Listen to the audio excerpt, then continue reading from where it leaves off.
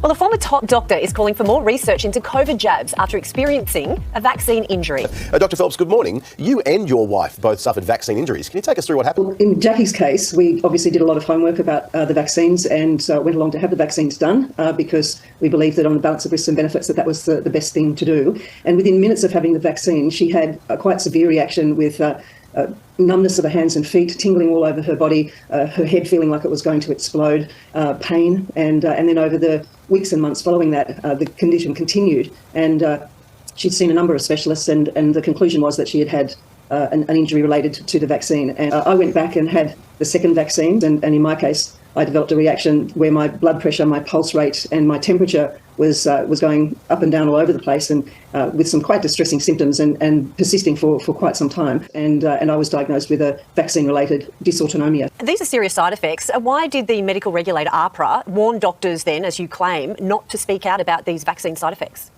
We'd have to ask AHPRA themselves about their motivation, but certainly quite a number of doctors that I've spoken to have felt impeded in speaking out about their concerns about vaccine adverse events because of the statement made by AHPRA that doctors shouldn't say anything that was going to impede the government's vaccine rollout.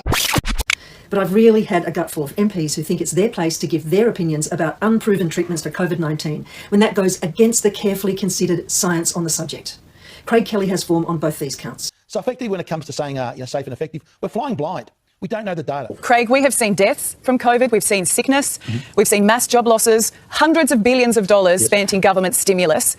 All our hopes are riding on a vaccine. You need to be quiet. In his Facebook feed, in his media appearances, and even in the Federation Chamber of Parliament House, he talks about medications that, in his view, should be used to treat COVID-19, when the world's medical experts have said that the evidence just isn't there.